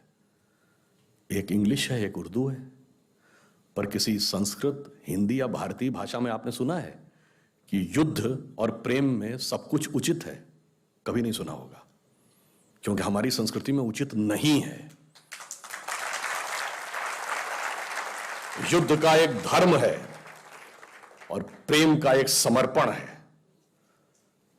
अगर आप ये कह देंगे जो कहते थे everything is fair in love and war, तो वहां आतंकवाद भी होने लगा, क्योंकि फिर वो भी जायज है। और जो कहते हैं कि लव में सब कुछ जायज है, तो फिर एसिड भी फेंका जाने लगा। इसलिए जब आप भाषा छोड़ते हैं तो आप वो संस्कृति छोड़ते हैं, और वो आपके मानस पर कैसा प्रभाव डालती है आपको पता ही नहीं लगता। इसीलिए मैं कहता हूं, फिल्मों में पहले उर्दू मिक्स हिंदी बोलता था कोई नायक, अब जो है इंग्लिश मिक्स हिंदी बोलने लगा।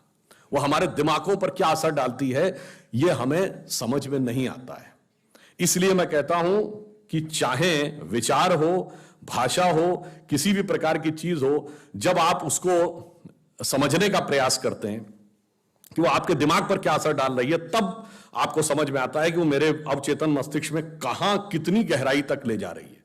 अब दूसरी बात ये देख लीजिए, किसी भी मतलब हर भाषा की वर्तनी में एक वैज्ञानिकता भी होती है। जैसे संस्कृत भाषा है, जैसे आप, मैं पहले भी ये बात कहा था कि आप अंग्रेजी बोलते हुए किसी व्यक्ति को सुनिए, आंख बंद कर लीजिए, उसके बाद आप बता देंगे कि ये पंजाबी बोल रहा है, ये बिहारी बोल रहा है और ये तमिल बोल रहा है, क्योंकि भाषा के उच्चारण में इतना अंतर आ जाता है। पर संस्कृत का श्लोक आप नहीं बता पाएंगे कि तिरुपति बालाजी में बोला जा रहा है कि वैष्णो देवी में बोला जा रहा है, क्योंकि उसकी वर्तनी इतनी शुद्ध है। और लैंग्वेज ऐसी कि कर्नाटक के एक कवि हुए वेंकटाध्वरी, जिन्होंने एक बहुत छोटा सा लघु काव्य लिखा जिसका नाम है राघव यादवीयम। लेफ्ट टू राइट पढ़िएगा तो राम की कथा है, और राइट टू लेफ्ट पढ़िएगा तो कृष्ण की कथा है। और इसीलिए जो मैंने कहा ना, कार्ल सेगन ने, फिर आ रहा हूं, जो वाइजर में लिख के भेजा है, जो भाषा उसमें संस्कृत को भी क्यों प्रयोग किया है, जानते हैं समस्या क्या है? बाकी लैंग्वेजेस की जो व्याकरण है वो शब्द आधारित है। Ram goes to house is a correct sentence, house goes to Ram is a wrong sentence. पर संस्कृत का व्याकरण शब्द आधारित है। रामा गच्छति गृहे, गृहे गच्छति रामा, गच्छति रामा गृहे एक है। इसलिए समस्या क्या है कि कोई परग्रही सभ्यता को आप 3 वर्ड्स का चित्र तो बना देंगे, पर यह कैसे गारंटी है कि वो इधर से इधर पढ़ेगी या इधर से इधर पढ़ेगी? आप एरो भी बना देंगे तो वो एरो को समझेगी या नहीं, इसकी क्या गारंटी है? इसलिए वह भाषा होनी चाहिए जिसमें किसी भी प्रकार का बाइनरी कॉम्बिनेशन बनाए वो एक समान आए। और फिर मैं ज्यादा विस्तार में न जाते हुए यह कहना चाहूंगा कि ये सारी बातें विदेश में सीखी जा रही हैं और हमें भड़काया जा रहा है कि तुम अपने धर्म ग्रंथ मत पढ़ो, ये सब बैकवर्डनेस है, इसके अंदर सिर्फ झूठ, पाखंड, भेदभाव के अलावा कुछ नहीं है। और विदेश में क्या हो रहा है, कोलंबिया यूनिवर्सिटी में जाइए तो प्लास्टिक सर्जरी का जनक सुश्रुत को बाकायदा एस्टेब्लिश किया गया, जाके वेबसाइट पे चेक कर लीजिएगा। और उसका सूत्रपात कहां से है? महाराष्ट्र की धरती से। सन 1794 में लंदन से एक मैगजीन निकलती है जिसका नाम है द जेंटलमैन।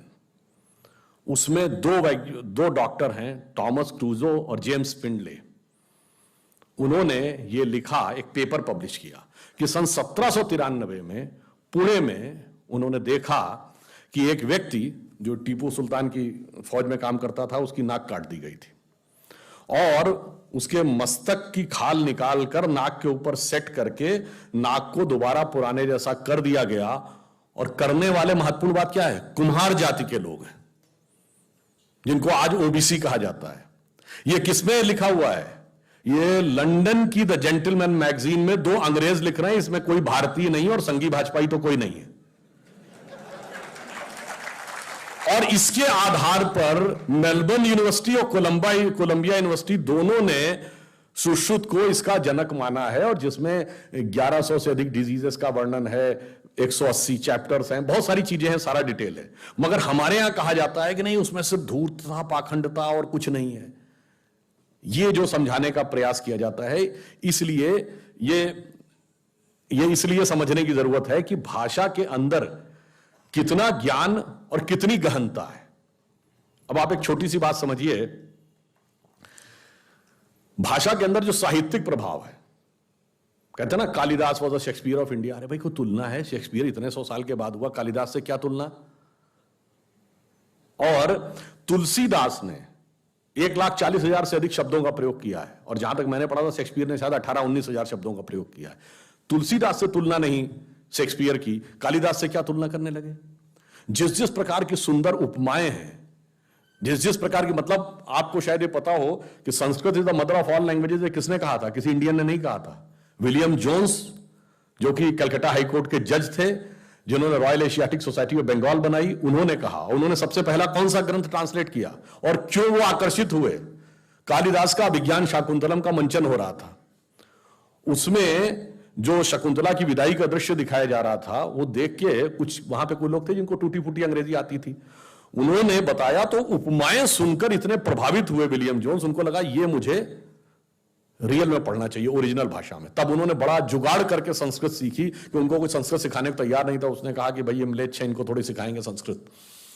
तो उन्होंने सीखी, और फिर अभिज्ञान शाकुंतलम और विद्याधर का हितोपदेश, जिसको यूरोप में फेबल्स ऑफ द बीदा पाई कहते हैं, क्योंकि विद्याधर वो बोल नहीं पाते थे, वही व्याकरण वर्तनी का अंतर आ जाता था।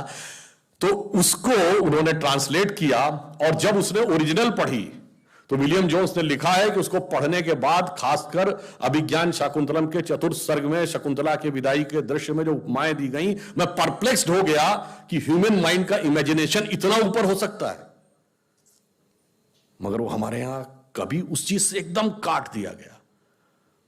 मैंने एक, मतलब मुझे पूरी कविता नहीं याद है, कहा जाता है कि कालिदास अंतिम समय में जब वो श्रीलंका गए, एक जनश्रुति है, तो वो एक गणिका के यहां चले गए थे। उसने कहा राजा ने वो दी है समस्या पूर्ति, तो उस पर कविता बनानी होती थी।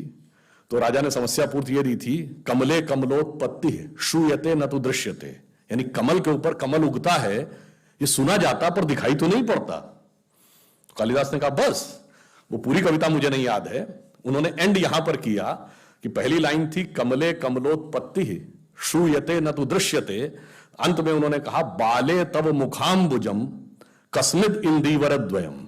अंबुज कहते हैं कमल को।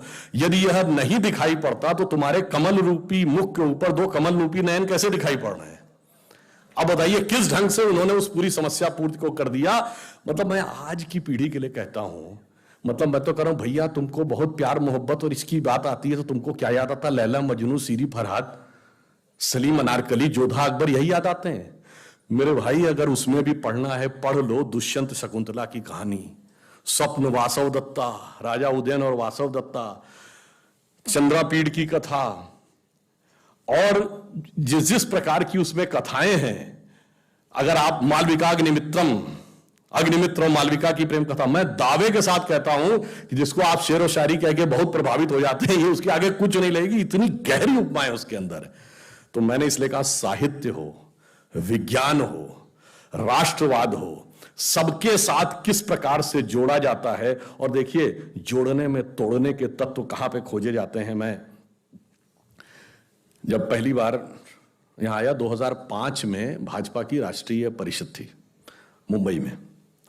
31 दिसंबर 2005 को वो समाप्त हुई। तो अंत में प्रमोद महाजन जी ने वो यहां का बड़ा प्रख्यात जो नाटक है, जो हर जगह दिखाया जाता है, जानता राजा, उसका मंचन किया। और जानता राजा के अंत में क्या बोला जाता है? अंतिम वाला छंद याद है? इंद्र जिमी जम्ब पर, बाड़व सुअंब पर, रावण सदम्ब पर, रघुकुल राज है। ये शिवाजी के राज्य के बारे में। इसका अर्थ आप लोगों को पता हो तो आपको उसकी फिर ध्वन्यात्मक कहते हैं। इंद्र जिमी जम्ब पर, जिम्भासुर एक वृत्तासुर था ना, इसको इंद्र ने हराया था। जैसे इंद्र वृत्तासुर पर, इंद्र जिमी जम्ब पर, बाड़व सुअंब पर, बड़वानल कहते हैं समुद्र की आग, समुद्र की अग्नि के ऊपर समुद्र, रावण सदम्भ पर, अहंकारी रावण पर, रघुकुल राज है। और पवन वारिवाह पर, यानी पानी के करंट के ऊपर जैसे हवा दौड़ती है, पवन वारिवाह पर, शंभु रतिनाह पर, शंभु मतलब शंकर जी, रति के स्वामी यानी कामदेव को, जिनको भस्म, शंभु रतिनाह पर, जो सहस्र बाहु पर, राम द्विजराज, सहस्र बाहु को परशुराम ने उसकी 1000 भुजाएं काटी थी। द्विजराम यानी ब्राह्मण राम, जो सहस्र बाहु पर राम द्विजराज है। और दावा द्रुम दंड पर, दावानल कहते हैं जंगल की अग्नि को। और जंगल की अग्नि सबसे प्रखर तब होती है जब वो बांस के जंगलों में लगती है। द्रुम दंड को कड़कड़ करती हुई पूरी अग्नि फैलती चली जाती।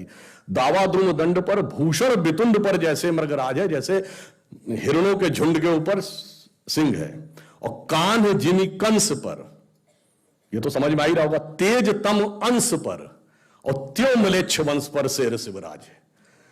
ये लिखा गया है अवधि में, सुनाया जाता है मराठी के नाटक में, और प्रेरणा देता है राष्ट्रवाद की। ये जोड़ने के तत्व थे, मगर इसके बाद उसमें तोड़ने के तत्व कैसे निकाले जा सकते हैं, आज सारा का सारा अभियान, षड्यंत्र इसी पे चल रहा है। अगर आपको ध्यान हो, शिवाजी की जब सेना चलती थी तो उसके लिए जो बोला जाता है उसी नाटक में, वो क्या है? साजी चतुरंग सैन अंग में उमंग धारे, सारे जा शिवाजी जंग जीतने चलत है। ये तो समझ में आएगा, वो चतुरंगणी सेना को सजाकर शिवाजी जंग को जीतने के लिए चलते हैं।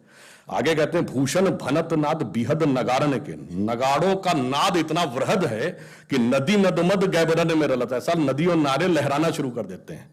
और ऐल फैल खैल बैल खलक में गैल गैल, जब वो फैलती उनकी सेना निचले इलाकों में जाती है तो ऐसा गुबार उठता है कि गजन की पैल ठैल सैल उछलत है। गज मतलब हाथियों की पैर की धमक से ऐसा लगता पर्वत उछलने लगते हैं।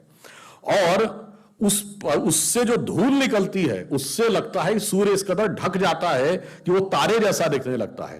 तारा सो तरनी धूरी धरा में परती जी में। और फिर वो कहते हैं, ऊपर से जब देखते हैं तो ऐसा लगता है कि उनका एक समुद्र है सेना का।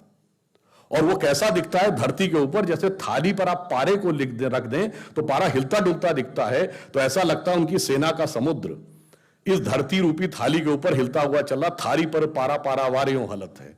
अब ये तो अर्थ बताया, मगर इसी को जब पूरे धुन में गाया जाता था, जो उसकी रिदम थी, उसको आप सुनिए तो आपको एक अलग अनुभूति होती है। क्या कि साजी चतुरंग सैन अंग में उमंग धार, सारजा शिवाजी जंग जीतने चलत है, भूषण बनत नाद बिहद नगारन के, नदी नद मद गैबरन में रलत है, एल फैल खैल बैल खलक में गैल गैल, गजन की पैल ठैल सैल उछलत है, और तारा सुतरनी धूरी धरा में परती जी में, थारी पर पारा पारा वारियों हलत है।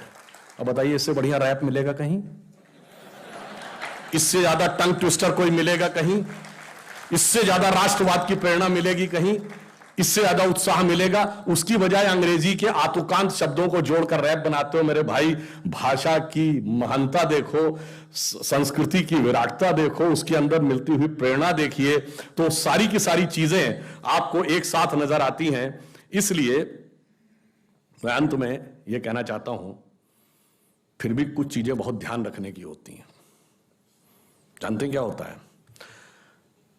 हमारे सारे धर्म ग्रंथ कुछ प्रेरणा देते हैं। जब माता सीता का हरण करने के लिए रावण आया था तो आसुरी वेश में आया था क्या? साधु का वेश बना के आया था। तो अक्सर आसुरी शक्तियां साधु का आवरण ओढ़ के आती हैं। वो अपने को कहती हैं हम लिबरल हैं, ह्यूमनिस्ट हैं, हम तो ओपननेस की बात करते हैं, फ्रीडम ऑफ स्पीच की बात करते हैं।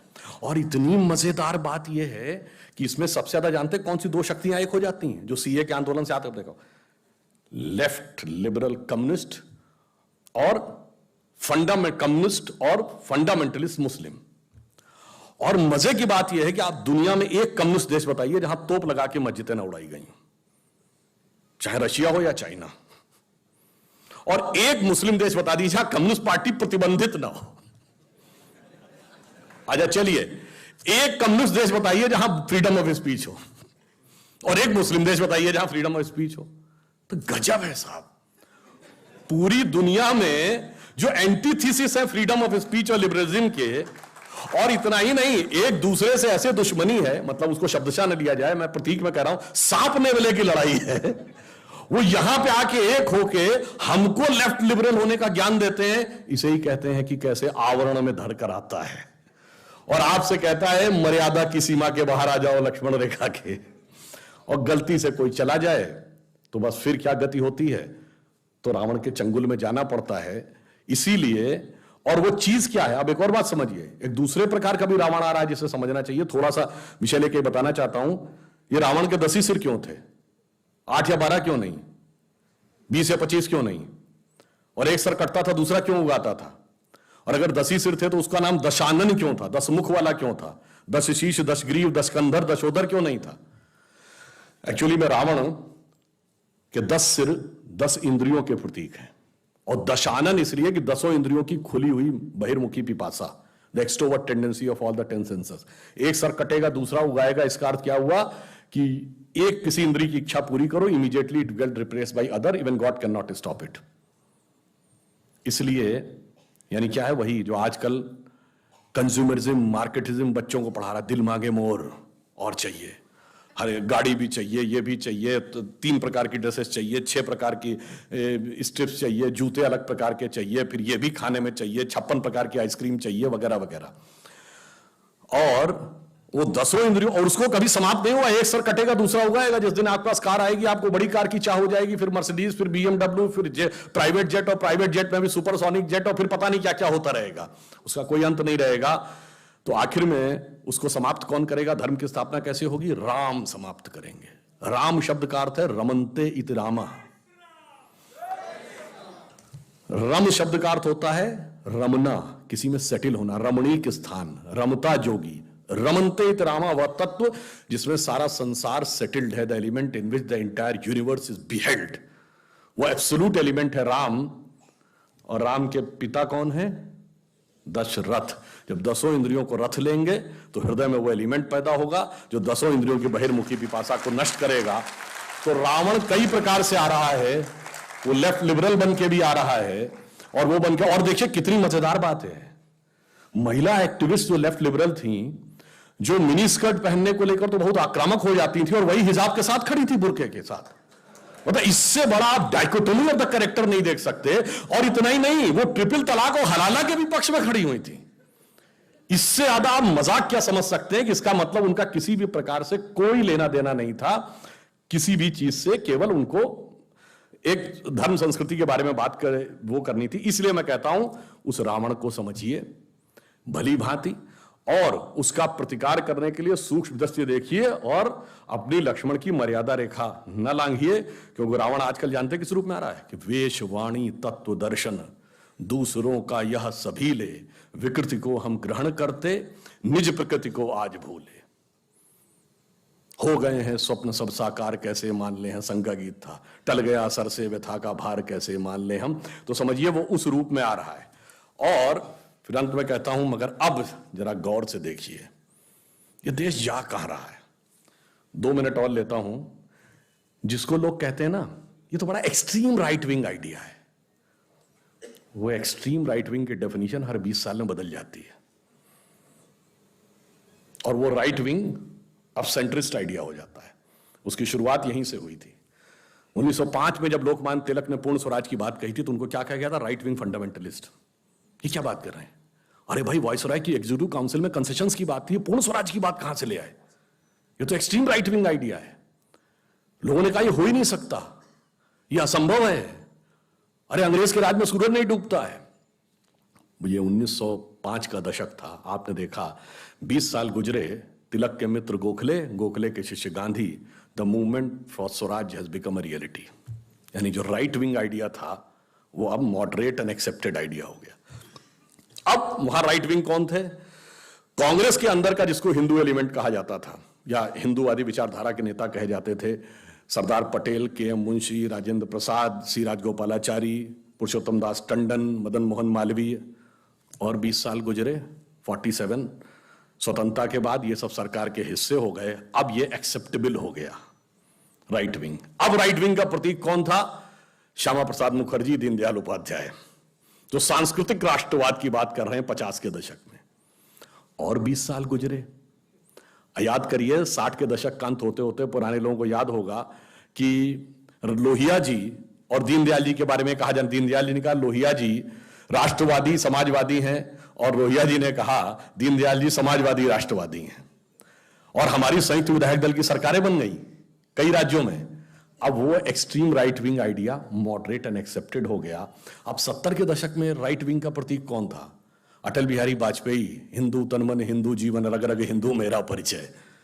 और 20 साल गुजरे, 90 का दशक, अब अटल जी एक्सेप्टेबल थे, अब अडवाणी जी राइट विंग थे। सौगंध राम की खाते हैं, मंदिर वही बनाएंगे कह रहे हैं, बताइए कैसे हो सकता है? और 20 साल गुजरे, 2010 का दशक, अब अडवाणी जी स्वीकार थे, मोदी जी राइट विंग है। मगर आप 125 साल में देखिए, वो उत्तरोत्तर the direction of Indian politics is going in right direction. इसलिए आप यह विश्वास रखिए कि नियति ने तय कर रखा है कि अगले 20 साल बाद क्या होने जा रहा है। इसमें कोई संशय मत रखिएगा।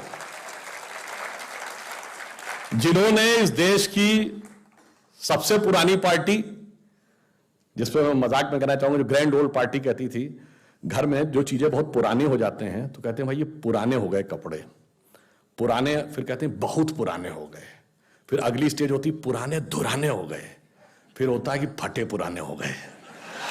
तो वो उत्तरोत्तर उस स्थिति में जा रहे हैं। और left is left from all over the world accept north Korea and Cuba. China तो नाम का लेफ्टिस्ट है, वो तो कैपिटलिस्ट से भी ज्यादा बड़ा कैपिटलिस्ट है। तो इन दो जगहों के अलावा अभी वो और 2 जगहों पे बचे हुए हैं, एक है केरल और एक है Indian intellectual establishment and media. क्योंकि लास्ट में जिसे कहते हैं रस्सी जल गई पर बल नहीं गया, आज एक भी सांसद नहीं है, पर एस्टेब्लिशमेंट पे आज ऐसा कब्जा है कि जो कश्मीर फाइल्स में वो डायलॉग था ना, उसको गंभीरता समझने की बात है। सरकार भले ही उनकी हो, सिस्टम हमारा है। तो वो अभी ऐसी ऐसी जगहों पे हैं कि यूपी में बुलडोजर चला था ना, बुलडोजर से काम नहीं चलेगा, वैक्यूम क्लीनर लाना पड़ेगा, ये देखना पड़ेगा कि कहां कहां पे हैं।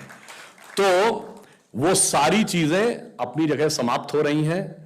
अभी बंगाल में कहा गया भाजपा हार गई। अरे क्या बात आप कर रहे हैं? Just 10 years back in 2011, other than China, the biggest population under left rule was West Bengal. वहां से लेफ्ट साफ, नहीं लाल भी साफ, हरा भी साफ। अब बंगाल में इस बात तो हो रहा है कि हम गहरे भगवे नहीं, हम हल्के भगवे हैं, चंडी पाठ करके दिखा रही ममता। उसके बाद आप कह रहे हैं भाजपा हार गई। साहब इतना बड़ा वैचारिक परिवर्तन आया, और कम्युनिस्टों का कितना बड़ा पतन आया। जो कहते थे धर्म एक अफीम है, वो फुरफुरा शरीफ के गद्दी नची पीरजादा अब्बास सिद्दीकी के सजदे में गठबंधन कर लिया बंगाल में धर्म गुरु के साथ। जो कहते थे धर्म एक अफीम है, जो वंशवाद के खिलाफ थे, केरल के मुख्यमंत्री ने अपने दामाद को टिकट देके मंत्री बना लिया, मोहम्मद रियाज को, पिनारी विजयन ने। तो उनके सारे विचार समाप्त हो गए। अब आश्वस्त रहिए।